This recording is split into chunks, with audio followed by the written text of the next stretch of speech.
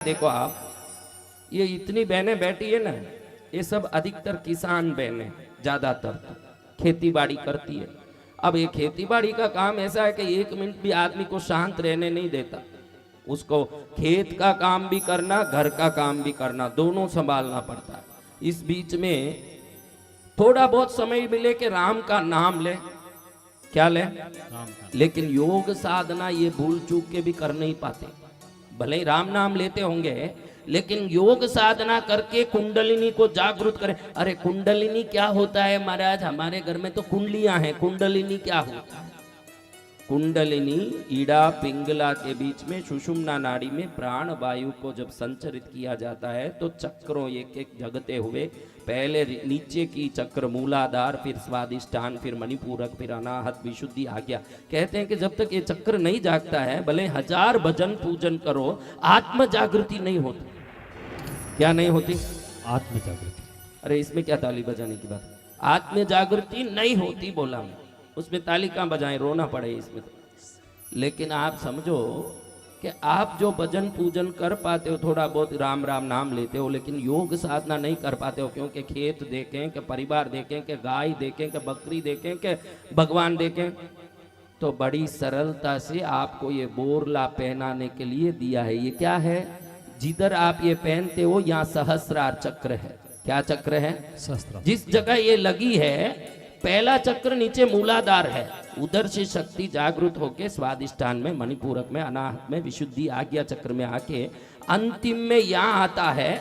इधर से ही देखो, मरते समय किसी आदमी ने पेशाब टट्टी करते हुए मर गया, यानी कोई प्राण निकलते समय आपने देखा होगा पैंट में या धोती में 2 पेशाब के छांटे रह गए मरते समय, आपने देखा होगा।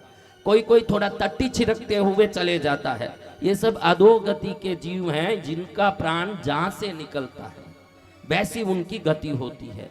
नाभि तक से प्राण निकलता है तो तिर्यंच गति, नाभि से कंठ तक के अंदर से प्राण निकलता है तो मनुष्य गति, इधर से ऊपर प्राण निकलता है तो कई लोग देखो मरते समय आंख खोल के मर जाते हैं।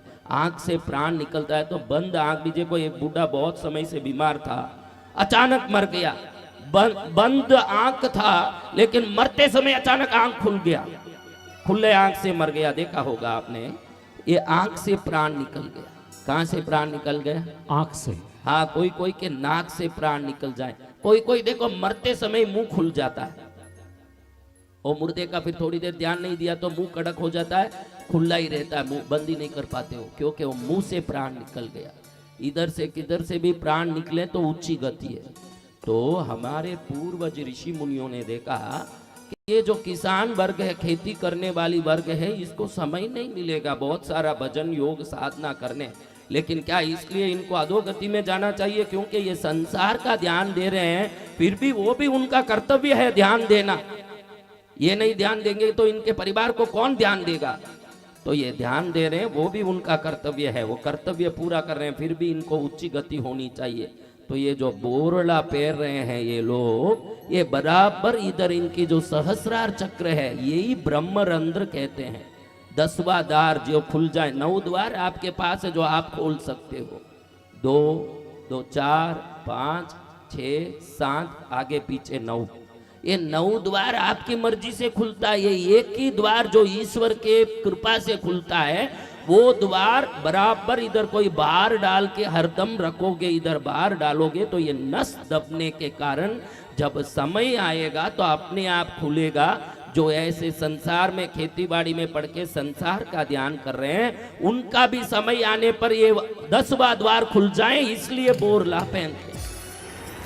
जय जय गुरुदेव। उनको मालूम नहीं है कि हम किस लिए पहन रहे हैं। मेरी दादी पहनी, मेरी परदादी पहनी, मेरी लड़दादी पहनी, तेरे लड़दादी पहनी, तो कारण से पहनी। उनके गुरुओं ने समझाया कि तू इधर बाहर डाल के रख, ये बाहर यहाँ जो चक्र है इसको दबाएगा, तो जब ये चक्र की नसें दबेगी तो तेरे अंदर ब्रह्म ज्ञान प्रकट होगा, और जब ब्रह्म ज्ञान प्रकट होगा तो जो योगी योग साधना करके जो ब्रह्म ज्ञान प्रकट करते हैं, हम टिक्की भी इसीलिए लगाते हैं। ये टिक्की इसलिए नहीं लगाते कि कोई सिंगार है, या आज्ञा चक्र पर प्रेशर पड़े, दबाव पड़े, इसलिए यहाँ टिक्की लगाते हैं। गले में गहना पहनते हैं तो विशुद्धि चक्र पर प्रभाव पड़े, इसलिए गहना पहनते हैं। कमर में कंदोरा पहनते हैं तो मणिपूरक चक्र पर जोर पड़े, इसलिए कंदोरा पहनते हैं। हर चीज पर प्रेशर डालने के लिए वहां गहना पहनते। ये जो बराबर यहाँ बीच में बोरला पहनती है ये माताएं हैं, ये इधर एक दबाव डाल रही है और ये दबाव के कारण बिना योग ही अंत में योग सिद्धि मिलेगी। ये बहुत बड़ा प्रभाव। जय जय गुरुदेव। को मालूम नहीं, अच्छे से पहन के रखो और अपने बच्चों को भी पहनाओ। तुम तो बुढ़िया पहन ली, तुम्हारी बेटियां सब जीन्स पैंट पहन के घूम रही है, उनको दो थप्पड़ मार के यही पहनाओ, क्योंकि भारत के संस्कार में मुक्ति है। क्या है? मुक्ति। हाँ, आप यहाँ के वेशभूषा को अंधेधुंध उपयोग करो, क्योंकि आपको कारण जानने की जरूरत नहीं। गुड़ है ये नहीं भी जानोगे, मुंह में डालोगे तो गुड़ मिठास ही करेगा, जानने की कोई जरूरत नहीं। आप क्या जान लोगे उसको, क्या जानोगे? आपको जान के करना क्या है? आप जानो मत जानो। गुड़ का स्वभाव क्या महाराज? मीठा। हाँ, मीठा। नहीं जानो और हरी मिर्च खा लिया तो आपको बख्शेगा हरी मिर्च? नहीं गुरुदेव। बख्शेगा नहीं गुरुदेव। उसका स्वभाव है, मुंह जला देगा।